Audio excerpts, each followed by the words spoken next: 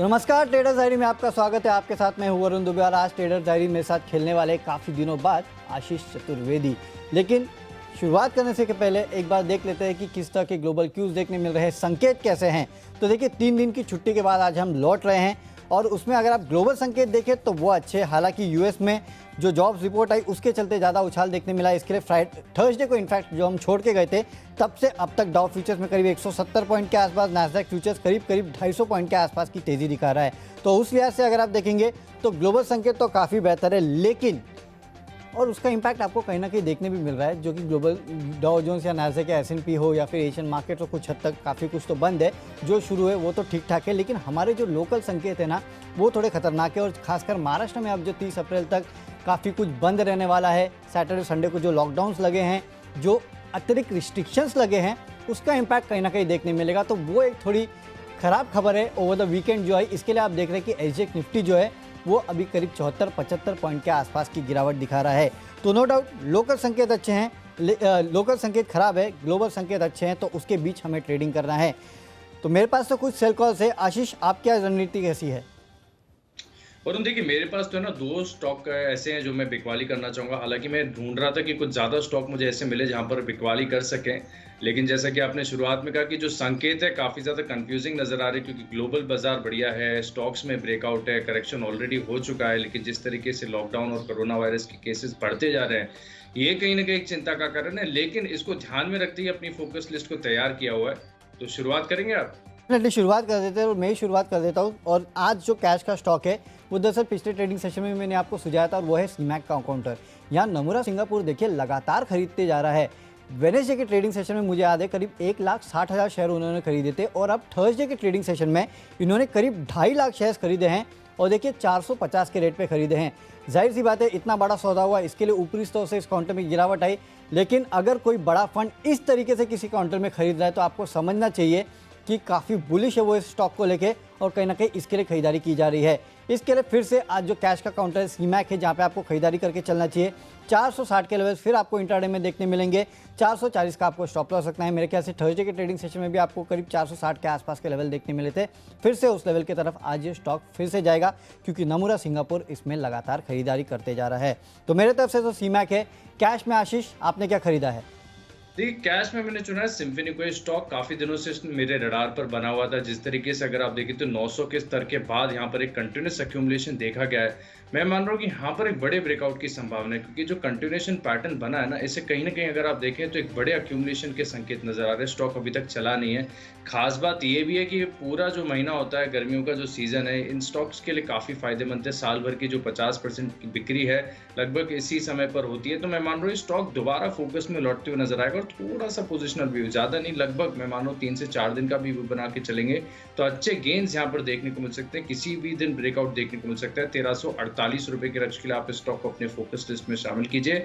Stop loss लगाना होगा 1280 का। स्टॉप लॉस के हिसाब से अगर आप देखें तो रिस्क एंड रिवॉर्ड बहुत ही फेवरेबल नजर आ रहा है। फ्यूचर्स की कैटेगरी में वरुण मैंने स्टॉक चुना है बिकवाली के लिए, और यहाँ पर मैंने चुना है यूबीएल को। देखिए, जैसा कि मैंने बताया कि साल की जो आधी बिक्री होती है एयर कूलर्स की, वो गर्मियों के दौरान होती है। इसी लिहाज से अगर आप देखें तो बियर की जो खपत होती है अधिकतर समर सीजन में होती है। और जिस तरीके से महाराष्ट्र में खबरें आती हुई दिख रही है कि जो वाइन शॉप्स हैं, बियर बार्स हैं, ये सब अगर आप देखें तो बंद किए जाएंगे, तो इसका एक असर देखने को मिलेगा। और मैं मान रहा हूँ कि दिन के दौरान, क्योंकि आप देखिए SGX निफ्टी अब फिलहाल इस खबर पर रिएक्ट भी करते हुए नजर आ रहा है। 1204 रुपए के लक्ष्य के लिए आप इसमें बिकवाली करेंगे, और 1255 का आपको स्टॉप लॉस लगाना है। चलिए, तो एक बिकवाली का काउंटर शुरुआत हो चुकी है यूबीएल के साथ। मेरे पास भी फ्यूचर में एक बिकवाली का काउंटर है आशीष, और वो है हमारा सदाबहार शॉर्ट PVR।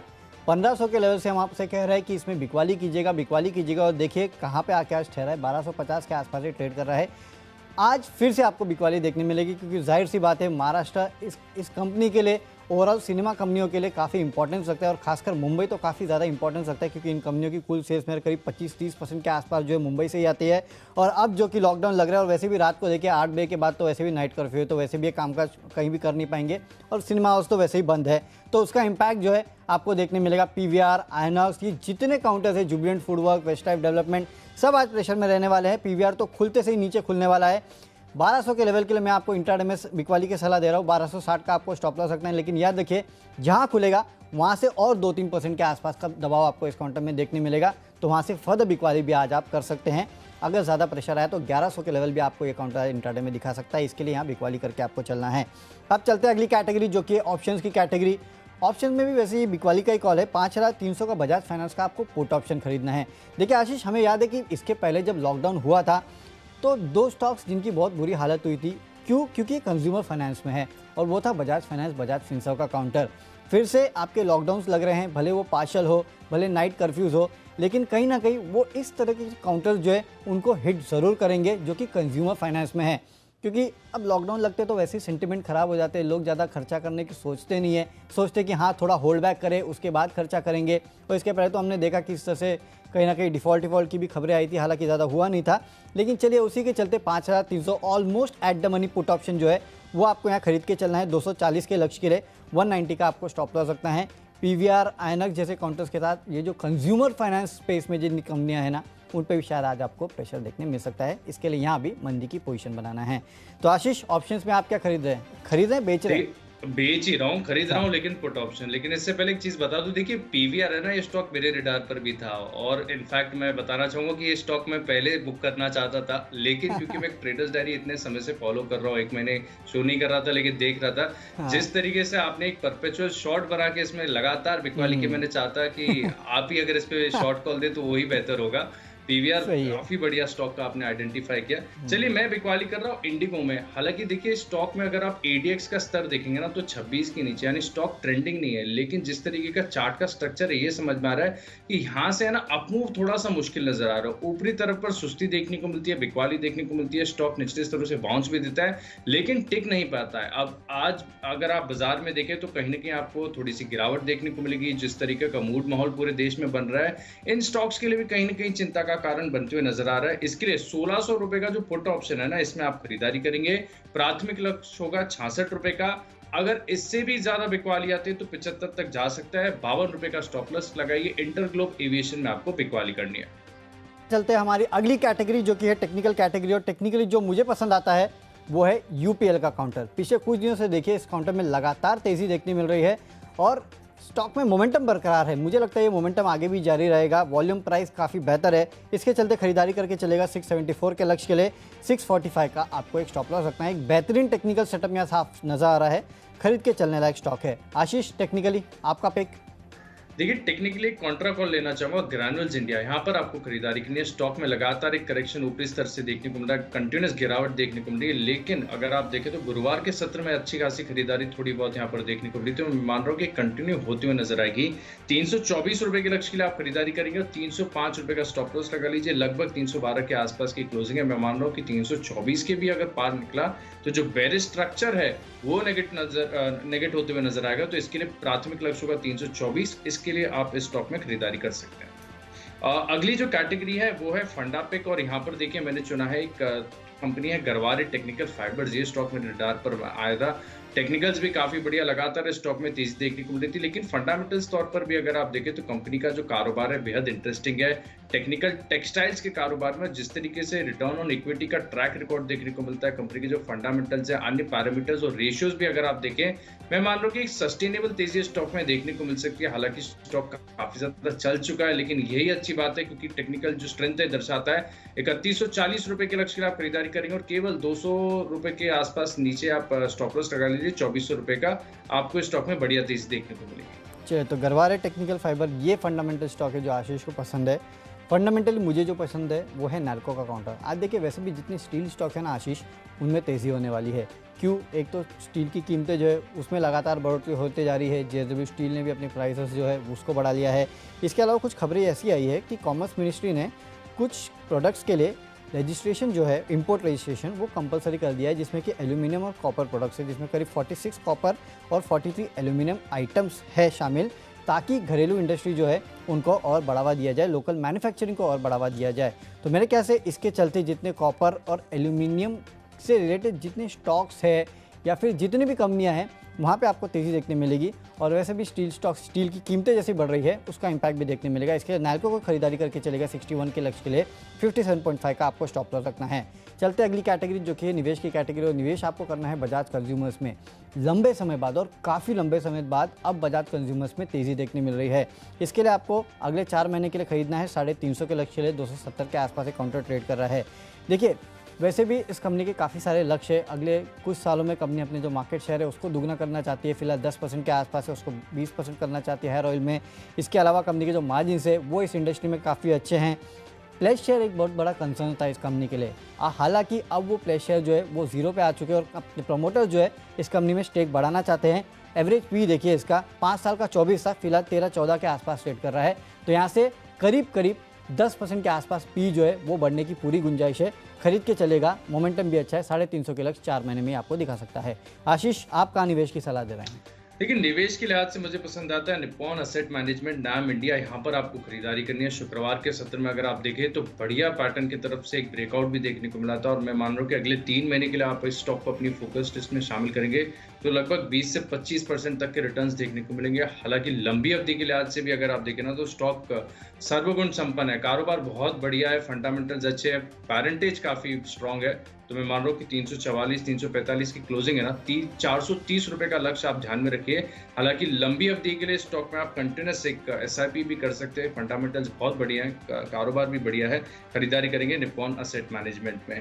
अब अगली कैटेगरी है खबरों के दम पर, और यहाँ पर मैंने चुना है NMDC को, और यहाँ पर आपको खरीदारी करनी है। वरुण, आपको याद होगा 1 महीने पहले जब लगातार हम ट्रेडर्स डायरी साथ में करते थे तो स्ट्रांगली कहा है कि स्टील में एक बढ़िया अप ट्रेंड है, और ना कि सिर्फ स्टील में, सभी मेटल्स में आपको फोकस रखना है। एक बढ़िया अपसाइकिल की शुरुआत हो रही है, और NMDC देखिए खबर भी आती हुई दिख रही कि जो प्राइस हाइक किया है लगभग 6 से 9% तक का प्राइस हाइक किया है। लगातार तेजी आपको देखने को मिल रही है कीमतों में, और मैं मान रहा हूँ कि और भी सस्टेनेबल तेजी यहाँ पर देखने को मिलेगी। आगे जाकर कंपनी के जो रिजल्ट हैं वो भी बढ़िया होते हुए नजर आएंगे। हालांकि स्टॉक देखिए नो ब्रेनर खबर है, सभी जानते हैं कीमतें बढ़ती हैं तो स्टॉक में भी आपको प्राइस में एक्शन देखने को मिलेगा। तो 142 के स्तर पर खुले तो छोड़ दीजिएगा, लेकिन अगर नहीं तो खरीदारी करेंगे 137 का स्टॉप लॉस लगाकर। चलिए, खबरों के दब्बे जो स्टॉक मुझे पसंद है वो है अडानी एंटरप्राइजेस का। वैसे भी पूरा ग्रुप जो है वो एक मोमेंटम में है, और अब तो खबर भी आ गई इसके लिए कि इस कंपनी को NHAI से वेस्ट बंगाल के 6 लेन्स और ओडिशा के 6 लेन के लिए लेटर ऑफ एक्सेप्टेंस जो है वो, लेटर ऑफ अवार्ड जो है वो मिला है। कुल जो एस्टिमेटेड कॉस्ट है वो करीब 3000 करोड़ के आसपास का है, तो उसका फ़ायदा मिलेगा। साथ ही साथ महागेनको के साथ इस कंपनी ने कोल माइनिंग समझौता जो है वो भी कर लिया। तो ये सारी खबर का इम्पैक्ट आज आपको अडानी एंटरप्राइजेस में देखने मिलेगा। 1140 के लक्ष्य के लिए खरीदारी करना है, 1090 का आपको स्टॉप लॉस रखना है। चलते हैं आखिरी कैटेगरी जो कि माई चॉइस की कैटेगरी। उसमें सबसे पहले खरीदारी की सलाह है हिंदुस्तान कॉपर में। यहाँ पे आप खरीदारी करके चलेगा। पिछले ट्रेडिंग सेशन में अच्छा खासा अप मूव देखने मिला था, और आज वैसे भी जितने मेटल्स और रिलेटेड स्टॉक्स हैं वहाँ पे तेज़ी होगी, तो यहाँ पे खरीदारी करना है। 129 के लक्ष्य के लिए 123 का आपको स्टॉप लॉस रखना है। अगला स्टॉक है JSW स्टील। यहाँ पे आप खरीदारी करके चलेगा क्योंकि जो स्टील की कीमतें हैं उसमें इन्होंने बढ़ोतरी की है, कुछ रिपोर्ट्स ऐसे सजेस्ट कर रही है, तो उसका इम्पैक्ट देखने मिलेगा। 524 के लक्ष्य के लिए खरीदारी करना है, 500 रुपये का आपको स्टॉप लॉस रखना है। और आखिरी स्टॉक है थायरोकेयर का। जितने डायग्नोस्टिक काउंटर्स है फिर से हरकत में रहने वाले हैं, और ये थोड़े लंबे समय से हरकत में रहेंगे, आज नहीं, कम से कम थोड़ा मीडियम टर्म का अगर आपको नज़रिया है तो भी आपको इन स्टॉक्स में खरीदारी करके चलना है। 974 का लक्ष्य इंट्राडे में आपको दिखा सकता है, 935 का आपको स्टॉप लॉस भी रखना है। तो आशीष, मेरे माई चॉइस में तीनों खरीदारी के हैं, आपने कौन से स्टॉक्स चुने हैं? और मेरे पास भी तीनों स्टॉक खरीदारी के। पहला स्टॉक मैंने चुना है NCC। खबरों के दम पर यहाँ पर कंपनी को कुछ अहम ऑर्डर्स मिलते हुए नजर आ रहे हैं। टेक्निकल्स भी सपोर्टिव है, खरीदारी करके चलेंगे 85 रुपए के लक्ष्य के लिए, और 1 रुपये 10 पैसे नीचे 80 रुपए का आप स्टॉप लॉस लगाइए। दिन के दौरान बढ़िया तेजी देखने को मिल सकती है।